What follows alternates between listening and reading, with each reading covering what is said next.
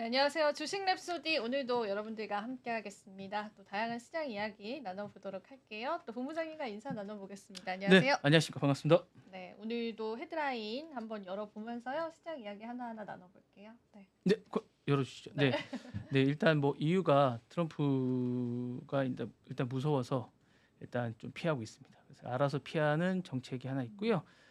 그 다음에 그 이유가 그 하는 것뿐만 아니라 빅테크 저승사자라는 그런 것이 있습니다. 그거 한번 보시고요. 그 다음에 셰인바우어라고 혹시 아십니까? 아니요, 몰라요. 멕시코 여성 대통령이시고요.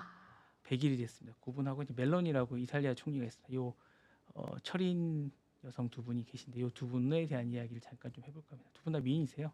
요건 잠깐 얘기를 좀 하고 하시고요. 그 다음에 바이든하고 머스크가 둘 다 전기차 광입니다. 근데 전기차 광인데 이분이 왜 앙숙이 됐는지에 대한 이야기를 잠깐 좀 해볼까 합니다.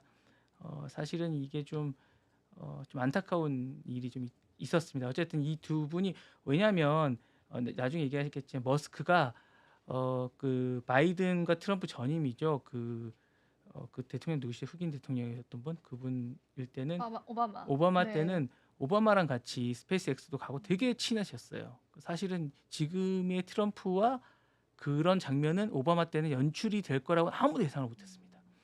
그런 상황에서 바이든하고 이렇게 지금 이렇게 앙숙이 될 줄은 전혀 예상을 못했고요.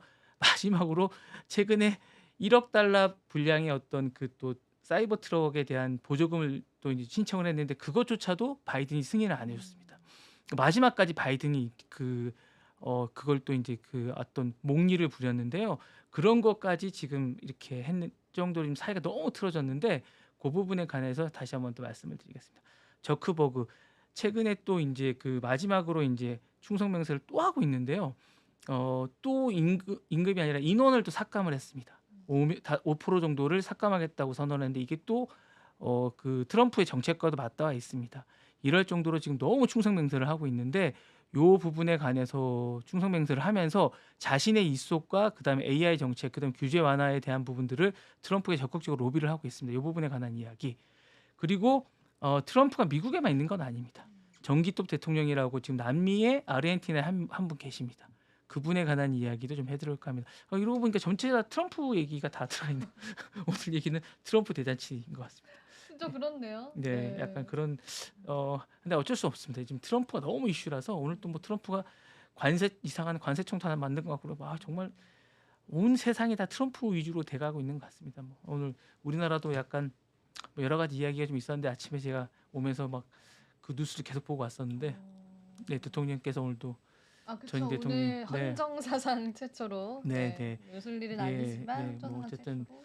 그런 일이 하나 있었는데 어쨌든 뭐 이야기 시작해 보겠습니다. 네, 좋습니다. 자, 이유 웬만하면 얘의 성격은 건드리지 말자.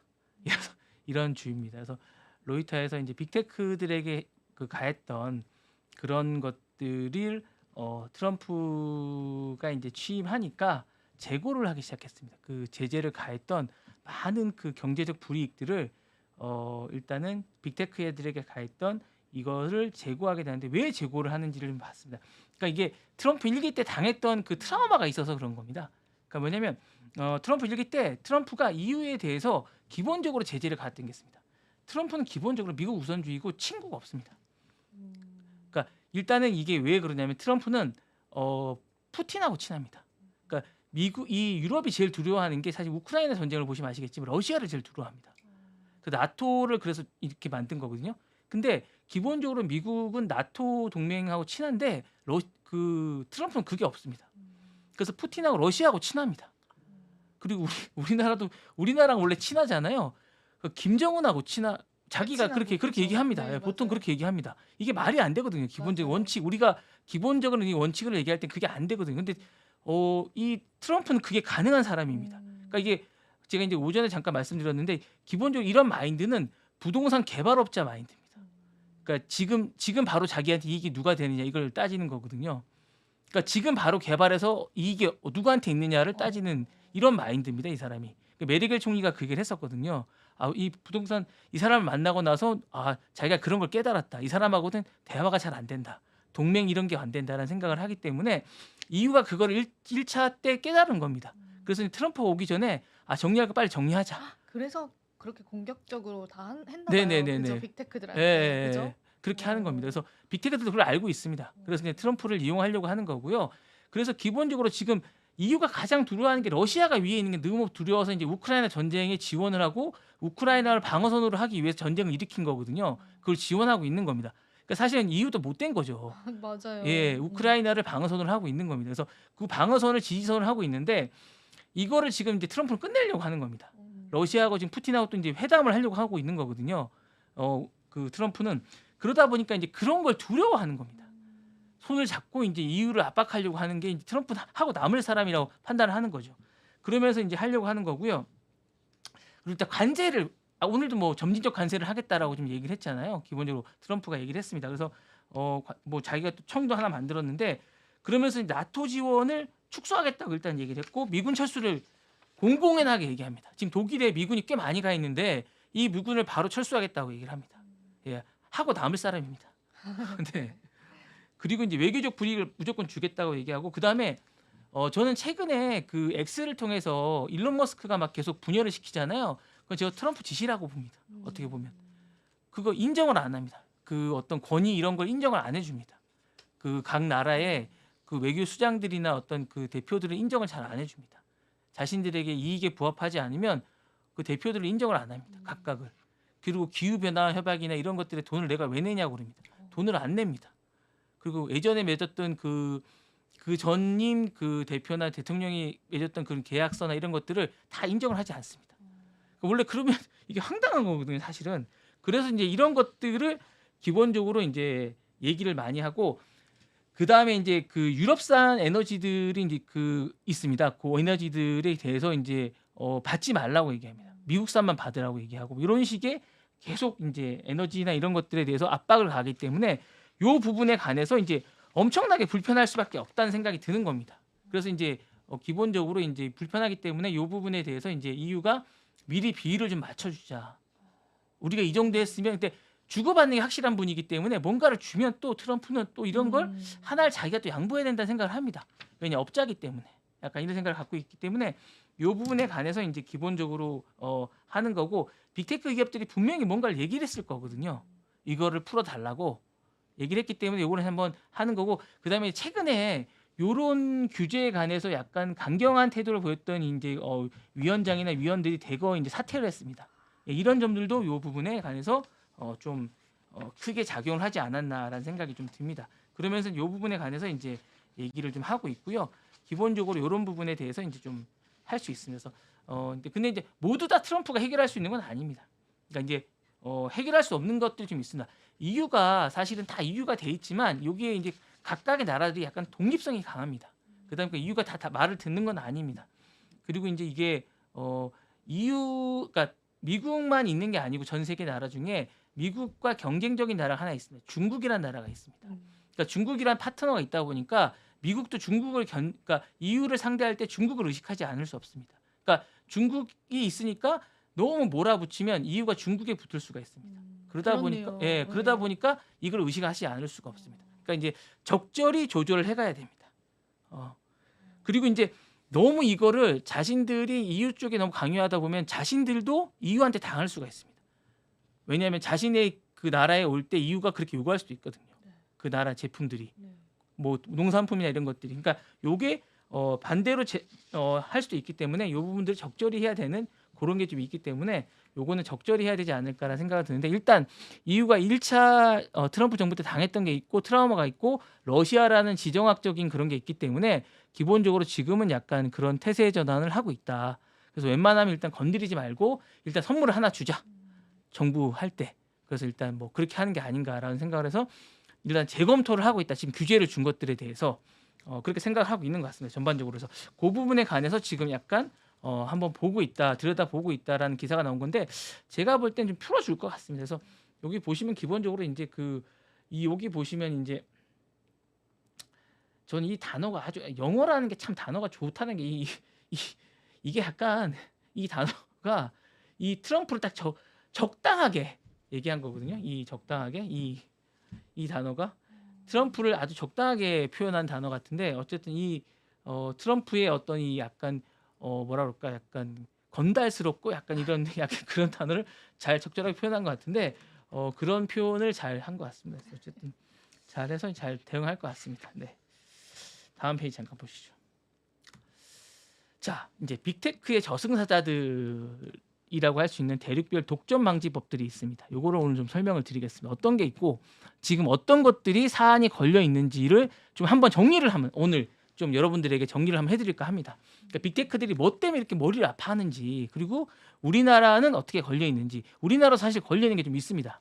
우리나라도 사실 있는 게 있고 우리나라가 적용하는 법들도 좀 있으면서 이걸 좀 빠르게 정리를 한번 해드릴까 합니다. 자, 유럽연합에 빅테크들이 안에 들어가 있는 법이 사실 디지털 시장법이라고 있어요. DMA라고 이거는 빅테크 플랫폼이 시장을 독점하는 법입니다. 그러니까 이제 뭐 기본적으로 이제 안에 들어가 있는 법들이 있는데 이 법에 관해서는 여러 가지 법들이 있습니다. 그래서 요 법에 관해서는 이제 여러 가지가 있는데 요 법에 관해서는 기본적으로 게이트키퍼에 관한 그런 법인데 2023년 9월 6일 기준으로 6개의 기업이 게이트키퍼에 들어가 있습니다. 알파벳, 아마존, 애플, 바이트댄스, 메타, 마이크로소프트가 이 안에 들어가 있습니다.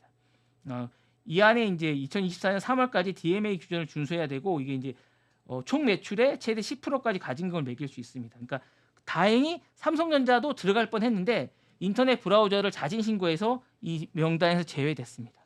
그리고 이제 요게 이제 사전에 들어갈 수 있는데 요 부분에 이제 문제가 애플이 지금 뭐 보시면 아시겠지만 애플이 지금 최초에 이제 지금 이 법안에 지금 위험합니다. 그래서 이제 애플이 이거 좀 풀어달라고 얘기하고 있거든요. 그래서 앱스토어 정책이 외부 결제 링크가 제한되고 인앱 정책을 혐의를 받고 있습니다. 그래서 요거에 이제 지금 과징금을 최대 3,910억 달러 우리나라 돈으로 539조가 지금 매겨질 수 있고 최대 이렇게 지금 과징금이 부과될 수 있어요. 매출에 그러니까 3,539조의 약 10%니까 54조 정도를 매길 수 있는 게 지금 고려 대상입니다. 그래서 애플이 지금 이게 과징금을 매겨줄 수 있는 한 50조 정도가 지금 과징금을 매겨줄 수 있는 이 안에 들어가 있습니다. 그래서 이거 애플이 지금 아주 위험한 상황에 지금 들어가 있고요. 그 다음에 디지털 서비스법의 DSA 법이 있습니다. 이거는 이제 2023년 4월 25일 날 알파벳부터 이제 뭐 스냅챗, 위키트리아 뭐 그리고 이제 트위터, 뭐 틱톡, 뭐 마이크로소프트 뭐 이런 것들이 다 들어가 있고 여기에도 이제 여러 가지가 있는데 X가 이 안에 들어가 있습니다.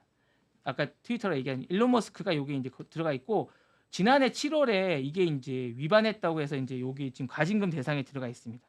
그리고 이제 애플이 또 여기 들어가 있습니다. 그러니까 애플이 안 걸린 데가 지금 없습니다. 네, 애플이 많이 걸려 있고요. 그 다음에 이제 그 제일 많이 걸려 있는 게 정보 위반입니다. 정보를 함부로 사용했다고 하는 GDPR이라는 법이 있는데 그 우버가 오른쪽에 지금 걸려 있는 요 법입니다. 요거.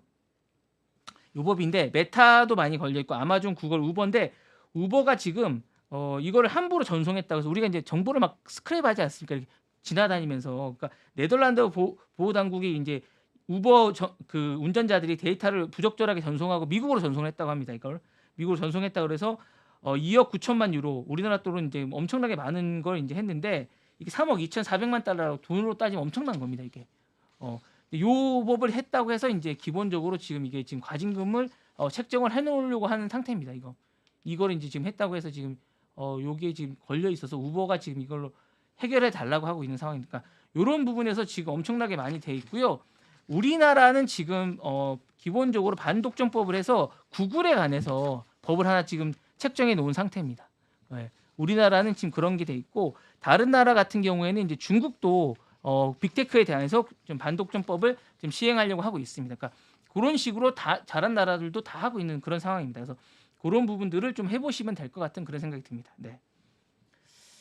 일단 요 정도 이제 법들이 돼 있고 네. 요런 이렇게 보시면 될 것 같습니다. 네. 네. 독점 방지법. 네네네네.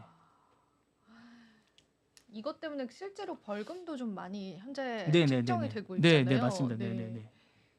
이거는 이제 근데 저는 어떤 면에서는 약간 동의하기도 해요. 근데 이 필요한 법들입니다. 네, 필요하다라고 네네네네. 생각하는 부분이 있어요. 네. 그렇게 막 너무 이제 강하다라고 그런 느낌보다는 네. 그래서 저는 필요하다고 봅니다. 네, 네. 예, 사실 필요하고 사실은 어떻게 보면 이제 트럼프가 와서 이런 것들을 하는데 좀 과도한 면도 있습니다. 빅테크들이 너무 플랫폼이 너무 크다 보니까 그걸 이용해서 뭐 어쩔 수가 없게 너무 과도하게 돈을 가져가는 경우, 자신도 모르게 돈이 빠져나가는 경우도 많아요. 맞아요, 맞아요, 맞아요, 네네. 맞아요, 애플 맞아요. 같은 경우에 이제 앱을 쓰다 보면 맞아요. 이게 나도 모르게 돈이 많이 나가나 이런 맞아요, 생각을 할 때가 맞아요. 많습니다. 맞아요. 예. 그런 경우는 굳이 이런 돈을 우리가 많이 내야 되나 이런 식으로 뭐 앱을 하나 봤는데 이게 이렇게 비싸? 뭐 이런 생각이 좀 들 때가 있거든요. 그걸 그렇게 해서 그 개발자가 가져가는 것도 아니고 그걸 하나 뭐 그쪽에서 중간에 쓴다고 해서 그냥 수수료 이렇게 많이 떼가야 되는 그런 생각도 들거든요. 네, 맞아요. 어쩔 수 없이 네, 그건 좀 심하다는 생각이 듭니다. 저는. 맞아요. 네, 네. 맞습니다. 맞습니다. 네. 다음 이야기도 네, 한번 다음 이야기 말씀해 잠깐 주시죠. 네. 자, 트럼프 시대에 주목받는 두 명의 여인들입니다. 네. 미인이시라고 하죠. 예, 이분이 생각보다 더 미인이십니다. 요 사진이 잘 안 나왔는데 멕시코 미인이신데요? 예, 네. 이분이 이제 클라우드 셰인바우 대통령이라고 이제 멕시코 사상 거의 70% 지금 그 정도의 어떤 지지율을 받고 계신 대통령이십니다. 그리고 오른쪽에는 멜로니라고 이제 보시면 이분도 이제 마찬가지인데요. 클라우드 셰인바우 대통령이 이제 이게 지금 엄청나게 인기를 100일 됐습니다. 멕시코 보드라인에 관해서 이제 하고 있고요. 기본적으로 이제 멕시코가 이제 인기나 이런 것들이 있는데 최근에 상당히 인기가 있습니다. 그래서 지금 도널드 트럼프 관계 개선을 위해서도 노력을 많이 하고 계시고요. 어쨌든 여러 가지 안들을 많이 내놓고 계십니다. 그래서 최근에 경제 활성화 로드맵을 해서 이제 멕시코 플랜이라는 어떤 그런 계획서를 2025년 1월 13일 날 발표했습니다. 2030년까지 멕시코를 세계 10대 강국으로 도약시키겠다라고 얘기를 했습니다. 그래서 요걸 해서 GDP의 투자 비용을 25%를 유지하고 일단 지금 마약이나 이런 범죄나 이런 걸로 점철되어 있는 멕시코를 약간 밝은 그런 나라로 만들겠다라는 그런 계획을 세우고 계십니다. 그리고 미국과 협력을 좀 많이 하겠다. 그리고 이제 약간 불법 이민 이런 이미지 같은 것들 협조를 많이 하겠다고 하고 있습니다. 그리고 마약 같은 것도 협조를 많이 하겠다고 얘기를 하고 있고요. 미국과의 어쨌든 협력을 많이 하겠다고 지금 얘기를 했습니다. 그리고 이제 관세 부과나 이런 부분에 대해서도 예고를 25% 예고를 했습니다. 이 부분에 대해서도 이제 적극적으로 협조를 하겠지만 그것만이 능사는 아니다. 대신에 트럼프가 고민하고 있는 불법 이민이나 마약 문제를 적극 협조할 테니 이 부분을 좀 도와달라라고 이제 얘기를 했습니다. 그리고 이제 예전에 이제 멕시코만을 아메리카만으로 이제 바꾸자고 얘기하니까 이제 오히려 이 부분을 미국을 멕시코 아메리카로 부르자고 이제 얘기할 정도로 예, 네. 약간 유머스럽게 얘기할 정도로 이제 재밌게 얘기 많이 하는 이런 사람이고요. 기본적으로 이제 그 경제 협력 강화를 되게 많이 강조하고 유머스럽게 잘 받아칩니다. 그러니까 이게 뭐라 그럴까? 약간 재치가 있고 약간 그러세요. 약간 그리고 이제 강단 있는 여성이라고 할까요? 뭐라 할까? 이제 여성이라기보다는 저는 정치가로서 정말 감각이 좀 있는 것 같아요. 그러니까 두 분 여성분들 다 여성이라기보다는 정치가로서 아주 재능이 있다고 저는 봅니다. 그러니까 어떻게 저렇게 잘 컸을까? 제가 저보다 어른이긴 한데 어쨌든 잘 컸을까라는 생각이 들 정도로 아주 잘하시고 있고 잘 감각이 있으신 것 같아요. 그러니까 무역 관세 완화도 이제 지금 미국, 멕시코, 캐나다를 잇는 어떤 그런 이렇게 미국을 중심으로 양쪽에 다 붙어 있잖아요. 그런 것들에 대한 것도 있고요. 그리고 이제 긍정적인 분야에서 아주 그러니까 근로자들이 좀 밝게 잘 일할 수 있게끔 그렇게 이제 빈부격차 해소할 수 있는 그런 것들도 많이 하고 재생에너지나 북미 에너지 통합에 관해서도 많이 하고 있습니다. 그리고 안보나 마약 협력 같은 것들도 좀 더 열심히 하자라고 얘기하고 있고 파트너십을 많이 강조하고 있습니다. 그리고 이제 미국과 이제 그 멕시코의 격차에 대해서도 정확하게 인정을 하고 계십니다. 그러다 보니까 그거에 대해서도 우리가 이제 형제 국가로서 우리가 아우니까 많이 도와달라. 그리고 이제 경제 의존성이 분명하니 이 부분에 대해서 뭐 대등하다 이런 생각은 하지 않는 것 같습니다. 그래서 도와줄 건 도와주고 우리가 너희에게 협조할 건 협조할 테니 좀 투자 유치도 해주고 도와주십시오라고 그런 입장을 정확하게 하고 있습니다. 그러면서 아주 잘 하고 있고 그러다 보니까 멕시코 안에서도 인기가 상당히 높은 것 같습니다. 자 그리고 오른쪽에 예. 멜로니 아시나요? 네, 지난 페르시아 멜로니. 예. 네. 이분이 이제 2022년 10월 취임 이후에 생각보다 안정적인 국정 운영과 유연한 리더십을 보이세요. 그러니까 이제 이 분이 이끄시는 이탈리아 형제들이라고 이제 당이 있습니다. 그 2024년 6월에 이제 유럽 의회 선거에서 득표율 28.8%로 선두로 차지했습니다. 그래서 이제 재미있는 건 유럽에서 가장 영향력 있는 인물 1위입니다. 그리고 이제 뭐 소통도 잘하세요. 그리고 이제 얼마 전에 이제 기자회견 같은 걸 많이 하거든요. 그러면서 이제 뭐 철학적 질문도 잘 받는데 그때 보시면 되게 귀엽게 반응도 보이시고 재밌어요. 되게 이쁘신 것 같아요. 예, 이뻐요. 이쁘시고 재밌어요. 그리고 이제 그 개인적 정치 역량이 뛰어나십니다. 1990년대 후반부터 정치를 했고 청년 시절부터 강력한 리더십을 발휘했습니다. 그리고 이제 2008년 이탈리아의 되게 유명한 이제 그 총리였죠. 실비오 베를루스코니라고 이제 그분이 계신데 그분 밑에서 청소년 부 장관부터 이제 대중적인 어떤 인지도를 쌓았고요. 국민의 목소리를 내는 대변한 지도자로서 이제 신뢰를 줬습니다. 그리고 이제 성별에 대한 그 인식 변화가 좀 있으면 이탈리아는 사실 가부장적인 게 좀 되게 강합니다. 그래요. 네네네네. 성평등이 있는 나라가 아닙니다. 그렇구나. 예, 예. 몰랐어요. 그럼에도 불구하고 이제 여성 지도자들의 인식 변화를 시키는데 아주 결정적인 역할을 하신 분입니다. 그리고 이제 정치적 혼란 속에서 대안으로 올라오신 분이기 때문에 그런 걸 다 이제 근데 소매치기는 왜 이렇게 많아요? 그건 또 다른 다른 문제인가요? 문제입니다. 그건 좀 다른 문제. 네. 네, 그건 좀 다른 문제라서 그건 다음에 제가 한번 말씀드리겠습니다. 네, 그게 너무 궁금해요, 네, 네. 정말로. 예, 그건 조심하셔야 됩니다. 네, 그래서 예, 예. 그렇게 얘기하시고요. 이제 연합 정치를 하시면서 이제 이게 연합 정치라는 게 사실 소통의 문화거든요. 그래서 소통하시면서 올라오셨고 단순한 여성 정치인을 넘어서 아까 제가 말씀드렸지만 유능한 리더라는 이미지가 좀 강하세요. 그리고 이제 이분이 어머니세요. 예, 그리고 이제 모성애가 좀 강하신 그런 분이시고 기본적으로 이렇게 돼 있습니다. 그리고 이제 이탈리아는 기본적으로 약간 결혼은 하지 않지만 동거 중인 파트너를 자연스럽게 공개하는 문화가 좀 있습니다. 예, 그래서 이제 그녀의 이제 그 동거 중인 파트너는 안드레아 잠부노라고 이탈리아 방송국 TV 기자로 진행자로 있는 그분이시고요. 자녀로는 딸 제네브라라고 있습니다. 2016년생이고 이제 딸을 종종 인터뷰에서 애정 표현을 잘 합니다. 그런 분들은 그런 게 이제 동거하고 이런 것들이 부끄러움이 아닙니다. 이 나라는 자연스러운 그런 문화입니다. 그래서 딸을 키우는 어머니로서 이제 가족의 중요성 같은 걸 잘 하고 그런 것들이 보수적인 가치와 이런 것들은 이제 유권자들에게 잘 심어주고 그런 것들에 대한 공감대 형성이 있고 전통적인 결혼 생활에 대한 그런 것들을 잘 이제 보수 유권자들에게 잘 심어주고 있습니다. 그러다 보니까 이제 있는 거고요.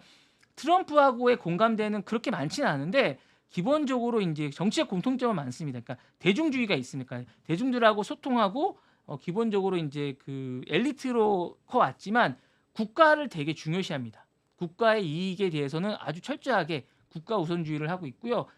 반글로벌주의입니다. 두 지도자 이탈리아 우선, 미국 우선처럼 이탈리아 우선이라고 생각하고 있고 전통적인 가족 중심, 가족주의를 되게 중요시하고 있습니다.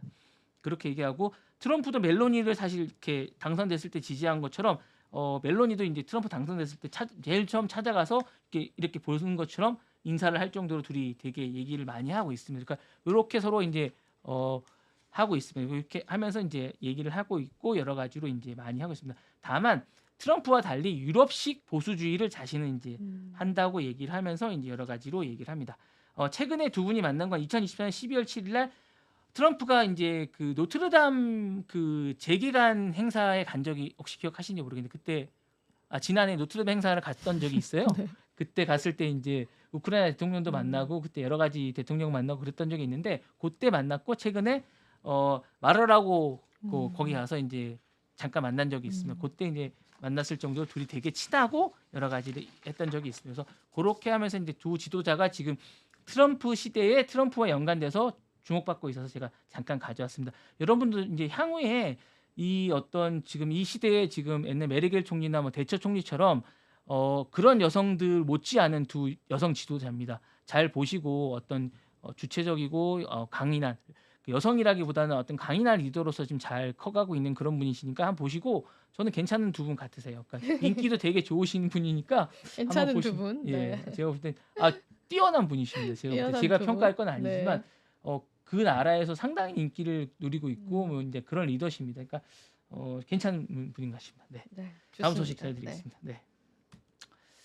자, 이게 이제 제가 한번 말씀드리고 싶었습니다. 그러니까 이게 사실은 전기차를 좋아하는 두 분이세요. 사실은 알고 보면 정말 이게 보시면 CNN에서 한번 기사가 났다. 왜 전기차를 좋아하는 앨런 머스크와 조 바이든이 멀어졌는가? 예 서로 참을 수 없는 앙숙이 되었는가 이런 거예요. 네. 캔나 스탠드 서로 못 참는가 각각 서로에 대해서 못 참는가라는 기사가 한번 CNN에서 이제 동영상으로 나왔던 적이 있고요.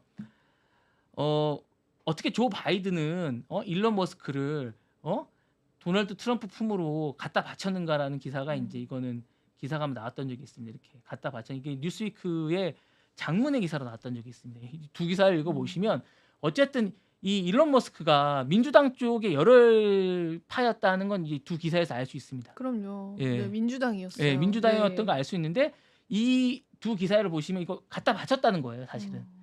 바이든이. 예, 이걸 보시면 바이든이 갖다 바쳤다는 겁니다. 그렇죠. 예. 네. 이거는 일론 머스크는 민주당에 남고 싶었는데 밀어냈다는 겁니다. 예. 그 얘기거든요. 그러니까 밀어냈다는 겁니다. 비하인드 스토리는 없나요? 아, 비하인드도 있습니다. 예. 네. 제가 지금부터 그 얘기를 좀 해드리겠습니다. 네. 네.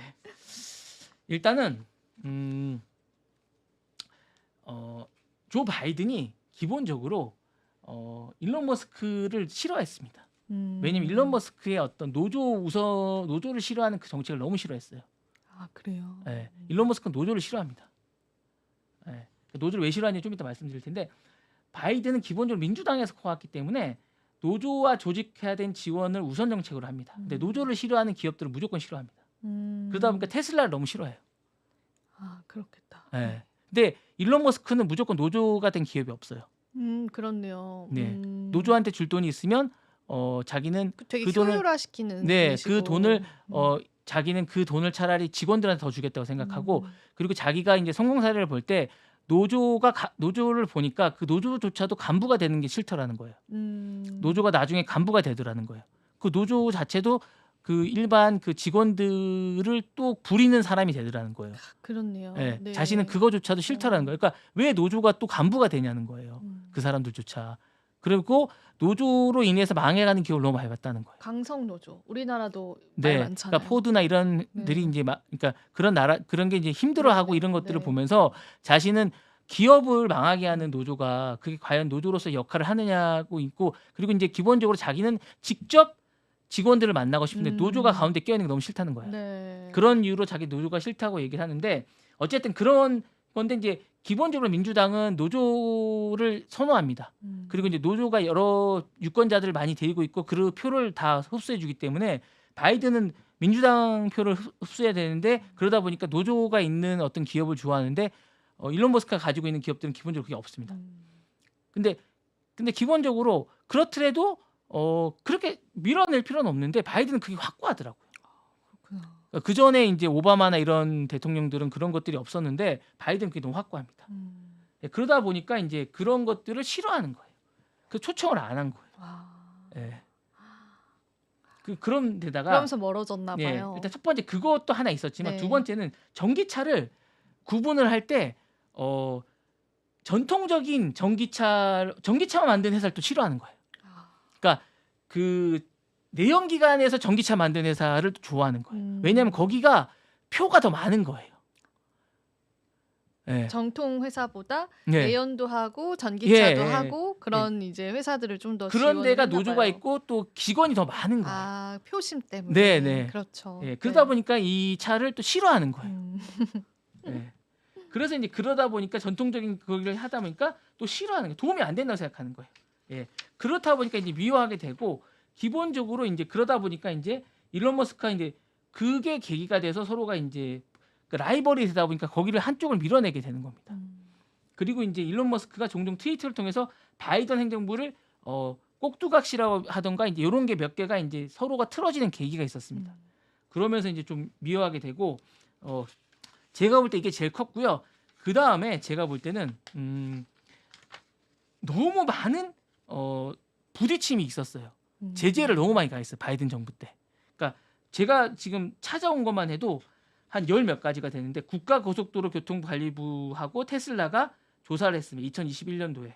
예, 요거에서 테슬라 사고를 조사를 했는데 테슬라가 최소 467 충돌 사건이 있었다라고 조사를 했어요.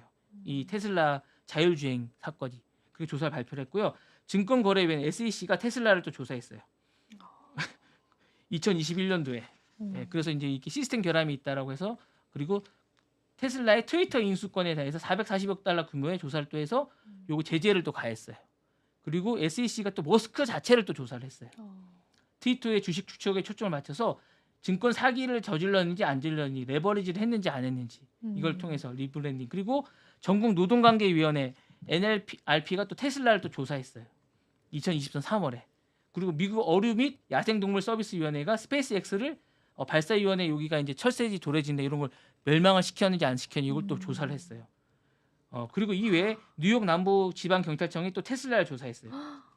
이야, 그리고 연방거래위원회 FTC가 테슬라를 2024년 7월에 또 조사했어요. 세상에. 연방항공청이 스페이스X를 2024년에 또 조사를 했어요.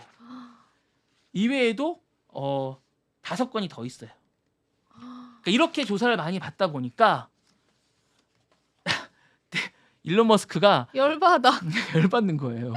열받는데요? 네. 열받아요. 네. 그래서 네. 나중에 일론 머스크가 그 계속 그 $100만 달러 지지선을 하면서 계속 얘기를 했대요. 트럼프한테 열받는데요? 당신이 당선 못 되면 정말 자기는 막 이렇게 하면서 정말 안 된다고 막 자기 안 된다. 무조건 돼야 된다. 돼야 된다라고 얘기를 했대요. 왜 이렇게 공격을 했대요? 참. 이제 그게 이제 한 천추의 한이 됐나 봐요. 천추의 한입니다. 예, 네. 그래서 이제 그런 것들이 서로가 이제 건너지 못할 다리를 건너게 된, 그렇네요. 네, 넘지 못할 다리를 그렇게 된 것 같습니다. 네. 결국에는 트럼프가 뭐 지금은 또 뭐 세용지마니까 인생은 네, 네. 어떻게 될지 모르지만 지금은 거의 최고의 배팅을 하게 되는 그래서 거죠. 바이든이 가는 날까지 지원금도 끊어버리고 막 그러는 것 같습니다. 그런가 봐요. 네. 네. 아이고 바이든 행정명령 엄청 하더라고요. 네, 뭐 엄청 하시는 것 같아요. 네, 엄청 하시더. 바빠요. 자, 이게 다음 소식 얘기. 네. 일단 마크 저커버그가 이제 관계 개선을 위해서 최근 한 행보를 좀 말씀드릴게요. 팩트체크 기능 2025년 1월 7일 페이스북, 인스타그램 가짜 뉴스를 판별하는 제3자 팩트체킹 기능을 폐지한다고 발표를 했고요. 이는 표현의 자유를 회복하기 위한 조치로 설명되지만 트럼프 당선인의 요구를 부응하는 의도로 해석됩니다. 그리고 데이나 화이트 이사를 임명했습니다. 저커버그가 트럼프 당선인 측근으로 알려진 데이나 화이트 UFC CEO를 메타 이사로 임명했습니다. 이는 트럼프 측근과 관계 회복을 강화하려 움직임으로 보입니다. 그리고 트럼프 취임식에 $100만 달러를 제일 먼저 기부했습니다. 그리고 트럼프와 직접 소통을 하는데 수시로 전화로 통화를 해서 관계를 했고 그 다음에 트럼프 백악관을 떠난 이후에 마라라고에 2번을 방문했습니다. 이런 적이 없었습니다. 이분이 유일합니다. 예. 그리고 최근에 또 있어요. 이게 뿐만이 아니에요. 기조에 발맞춰서 빨리 하고요. 트럼프한테 여러 가지 도움을 요청했습니다. 주요 사안으로 해외 정부와 플랫폼 규제 대응을 해달라고 얘기를 했고 자기 것뿐만 아니라 애플앱 개발 제한 해제를 해달라고 했고요. 국내 AI 규제 완화도 부탁을 했습니다. 그리고 메타 해제 소송에 대한 대응도 중요한 이슈로 꼽히고 있고요. 여러 가지 이슈에 대해서도 되게 얘기 많이 했고 최근에 저성장자라고 이제 그 성과가 안 좋은 사람들에 대해서 5% 감축 계획도 발표했습니다. 이거는 트럼프가 요구하는 겁니다. 인원을 감축해달라는 부분에 대해서 먼저 표본을 보여달라고 얘기를 했는데 오른쪽에 보이시면 왼쪽에 보이시면 요 지금 레이아웃이라고 이제 해고를 하겠다고 얘기를 했잖아요. 요거를 이제 하겠다고 한 거예요. 두 번째예요. 이미 했기 때문에 할 필요가 없거든요. 지금 한 지가 얼마 안 됐어요. 근데 또 하겠다는 거예요. 샘플을 자기네가 먼저 보여주겠다는 겁니다. 분위기를 먼저 보여주겠다는 걸 먼저 얘네가 메타가 보여주겠다는 거예요. 이러니 안 이뻐 보이겠어요? 이쁜 짓을 하네요. 네, 그죠? 네. 이쁜 짓 하고 있습니다. 이쁜 짓 좀 해야지 이렇게 네. 사회생활 잘해야 되는데 그렇습니다. 네. 많이 보고 배웁니다. 네, 다음 소식 드리겠습니다. 네. 자, 남미의 트럼프입니다. 아르헨티나. 네, 아르헨티나. 맞죠? 네, 아르헨티나. 여기 오. 보시면 뭐 트럼프와 이제 유일하게 만나게 되는 하비에르 밀레이 대통령이라고 이게 전기톱 대통령이라고 보통 부릅니다. 전기톱. 전기톱 이게 대통령? 퍼포먼스를 전기톱을 들고 왔어요. 아 그래요? 예, 1년 됐고요. 예, 전기톱 대통령 별명을 얻게 되는 강력한 이게 관료주의를 철폐하고요. 남미의 전기톱을 상징성인 급진적 개혁과 과감한 변화로 화제가 되고 지금 지금 우리나라는 잘 안 알려져 있는데 사실은 이제 되게 유명한 대통령입니다. 남미 쪽에서는 지금 우리가 멕시코 남미를 잘 안 다뤄서 우리나라가 그렇긴 한데 제가 이제 요즘에 이제 여러분들에게 좀 많이 알려드리려고 합니다. 지지자들에게 통쾌한 상징으로 받아들여지고 이제 비주얼의 혁신감. 그래서 이제 좀 재밌게 생기셨는데 많이 올랐어요 최근에 퍼포먼스로 남미에 이렇게 하고 유사한 점이 많습니다. 직설주의 화법과 정책 비판을 많이 하고 반체제 이미지로 합니다. 그래서 정치권의 늪을 말리겠다, 드레인더 스왑 해가지고 이제 기성 정치권과 많이 다른 그런 걸 얘기하고 경제 위기를 많이 극복했습니다. 그래서 중산층과 노동자 계층의 불만을 끌어모아서 이제 트럼프와 비슷합니다. 대통령이 된 케이스고요. 극단적인 경제 정책을 씁니다. 그래서 중앙은행 폐지, 공공부문 축소, 화폐를 미국 달러로 대체하겠다는 막 이런 것들을 약간 제시를 해서 얘기하고요. 보호주의 성향도 강합니다. 그래서 글로벌리즘을 비판하고 자국 중심의 경제 모델을 강조하는 아메리칸 퍼스트하고 비슷한 걸로 이제 접근을 많이 합니다. 그리고 이제 언론과도 대립을 많이 하는 스타일이고요. 약간 요렇게 이제 많이 합니다. 그래서 소셜 미디어 중심으로 캠페인을 많이 해요. 약간 X를 하듯이 약간 요렇게 이제 소셜 미디어로 많이 전달을 하고 이렇게 하고 이제 카리스마 쇼맨십 보시면 아시겠지만 오른쪽 보시면 아시겠지만 약간 쇼맨십 코미디언 같은 느낌이 좀 들지 않으십니까? 예. 그리고 이제 헤어스타일도 약간 뽀글뽀글한 스타일로 많이 하시면서 뽀글이. 예, 네. 약간 트럼프 헤어스타일하고 늘 요런 스타일로 하세요. 예, 옷도 이제 파란색 요렇게 해서 요 스타일로들 입으세요. 요렇게 입으시고 직접적으로 많이 하시고 그리고 대중적하고 많이 하시고 화법도 그냥 직설적으로 하세요. 그냥 돌려서 하지 않으시고 많이 하시고 기본적으로 트럼프하고 잘 지내십니다. 그래서 이제 트럼프하고 많이 하고 트럼프 성공 모델을 자기의 롤 모델로 삼고 있습니다. 그래서 기본적으로 엘리트 체질을 비판하고 지지층을 이제 결집하는 약간 이런 스타일로 많이 합니다. 그래서 미국하고 결집을 많이 하려고 하고 보통 남미들은 미국하고 대립을 많이 했는데 미국하고 관계 개선을 많이 하려고 합니다. 그래서 경제가 살아야 먹고 산다는 얘기를 많이 하기 때문에 그런 부분들에 대해서 계속하고 이게 이제 재선을 했기 때문에 트럼프가 관계 개선도 많이 하고 직접 이번에 트럼프 그 할 때 취임식 할 때 찾아갑니다. 드물게 찾아가서 이제 둘이 정상회담도 할 생각인 것 같고 여기 보시면 이제 여기 만난다고 얘기를 하거든요. 그래서 둘이 만나게 될 생각인 것 같고 여기 보시면 회담도 한다고 합니다. 그래서 여러 가지로 인기를 끌 것 같으니까 한번 유심히 보시고 아까 말씀드렸던 멕시코 그 대통령이랑 이제 이 남미의 대통령 한번 보시면 향후에 어떤 행보를 하실지 좀 보시면 좋으실 것 같습니다. 네, 네, 좋습니다. 소개해드렸습니다. 네. 남미 트럼프. 네. 네. 아 그리고 이제 뭐 오늘 많이 올랐더라고요. 네. 아니 그리고 저는 일본에도 마이크로 스트레이치 같은 기업이 하나 있더라고요. 네, 맞아요. 예, 그 오늘 10,000개를 하겠다고 선언을 했더라고 그 회사가. 마이크로 스트래티지를 벤치마킹 하고 있어요. 예, 그 회사 네. 그 1,000개, 1,700개 정도밖에 안 되는데 10,000개를 어떻게 할지 모르겠어요. 그걸 지켜봐야죠. 네. 네. 예. 신기하죠. 네. 네.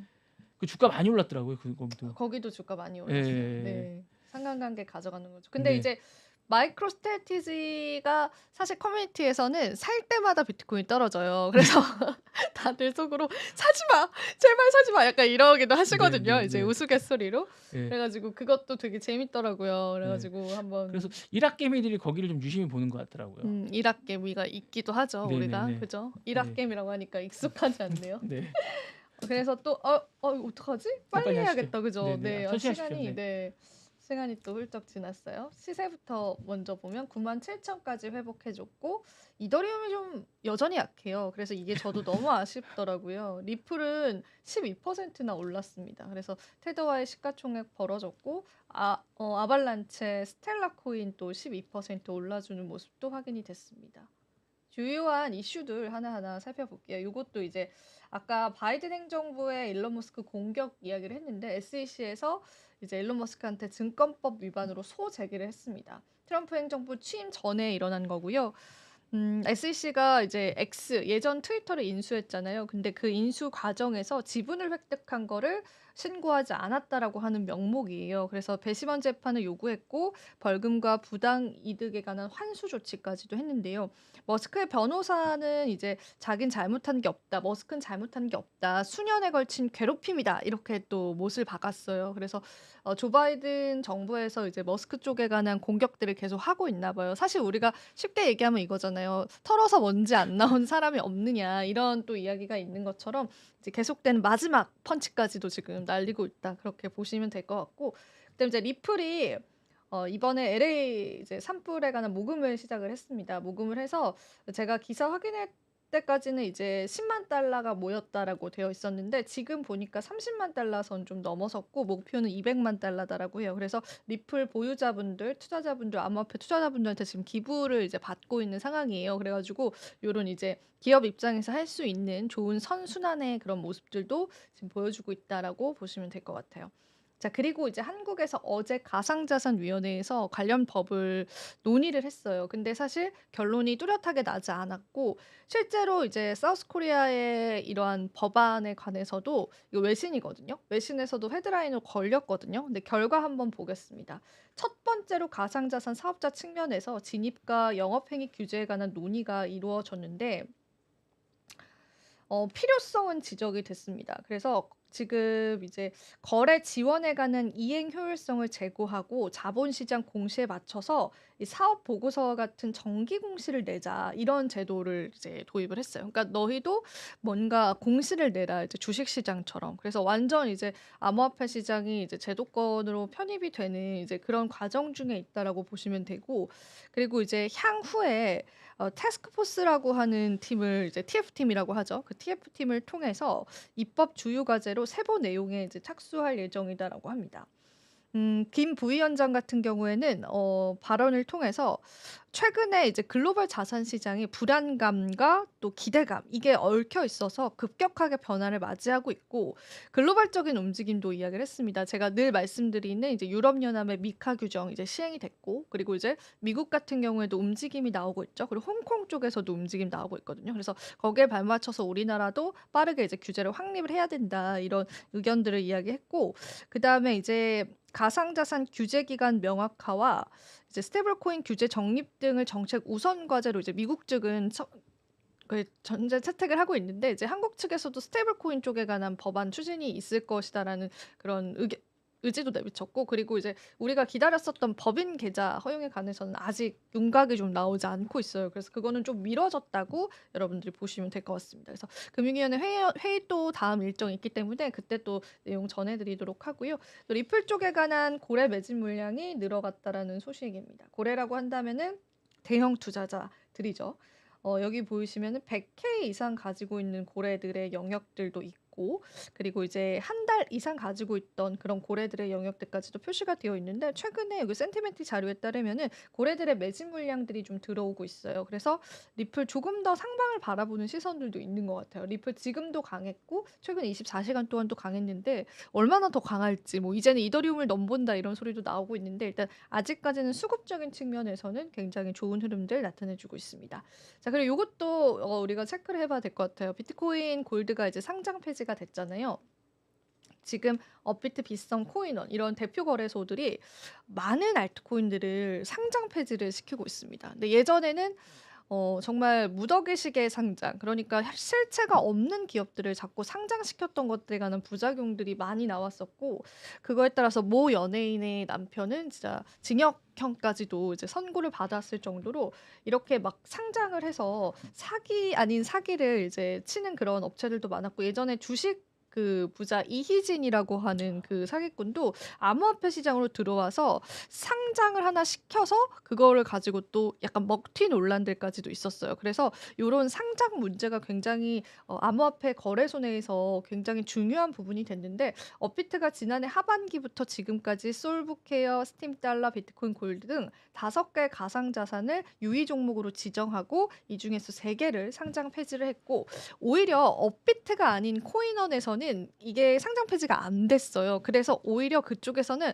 투자자들한테 러브콜을 이렇게 보내는 식으로 또 홍보를 하더라고요. 그러니까 비트코인 골드를 우리 거래소에서 거래를 하면 돼 이런 식으로 이제 투자자분들을 좀 끌어들이는 거죠. 그러니까 이런 또 해프닝이 있기도 했었고 그리고 일단 왜 그럼 상장 폐지를 했느냐? 유통량 등의 주요 사항을 임의로 변경하거나 그다음에 운영 상황 등이 부족하다는 평가를 받았습니다. 근데 유통량은 너무나 중요하잖아요. 이 주식 가격에서도 중요하지만 코인에서도 당연히 중요하겠죠. 근데 이 부분을 임의로 이제 그 회사 측에서 계속 변경을 한다라는 거는 상장을 유지시켜 주기에는 너무나 이제 불안감이 많은 거죠. 그래서 그런 부분들 때문에 이제 폐지를 했고 이제 상장 폐지 기준이 거래소마다 제각각인 게 또 문제점입니다. 그러니까 어디에서는 거래를 할 수 있고 어디에서는 이제 거래가 안 된다라는 거예요. 그래서 여기 보시면 제가 앞서도 말씀드렸지만 비트코인 골드는 업비트에서 상장 폐지 결정 났지만 코인원은 보유자 끌어들이기 위한 이벤트까지도 여는 것처럼 이런 모습들까지도 연출되고 있기 때문에 국내 거래소에서만큼은 이제 명확한 규정들은 좀 필요하지 않을까 그런 의견들이 좀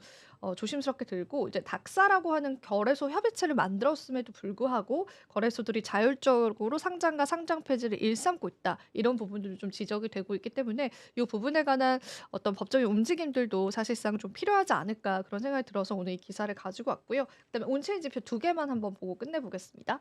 단기 투자자들의 이탈이 가속화되면서 방향성을 기다리는 그런 시장입니다.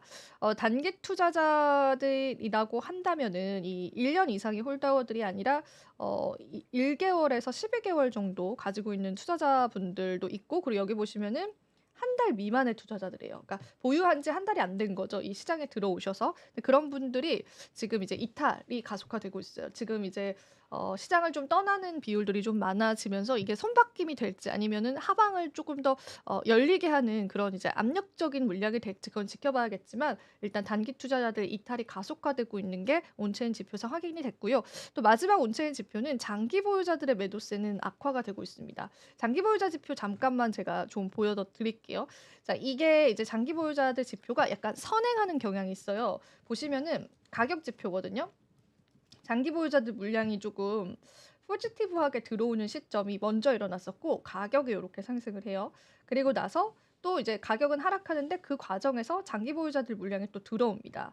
근데 이제 가격은 하락을 하는 상황에서 들어오죠. 그리고 나서 이 물량 매집이 어느 정도 끝난 이후에 또 상승을 해줘요. 그래서 약간 선행을 해요. 여기도 보시면은 장기 보유자들 물량이 좀 들어온 이후에 시장이 상승을 해요. 파란색이 가격이거든요.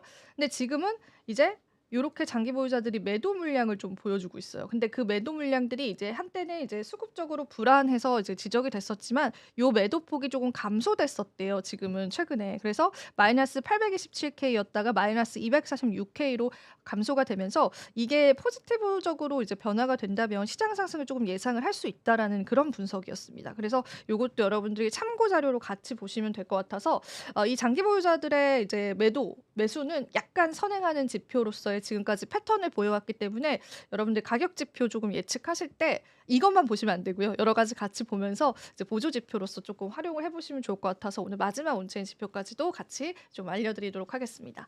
자, 오늘도 또 유익하게 여러분들에게 다양한 정보들 전달을 해드렸습니다. 자, 저희 인사 나눠볼까요, 본부장님? 네. 네, 오늘도 또 시청해주신 여러분 고맙습니다. 감사합니다.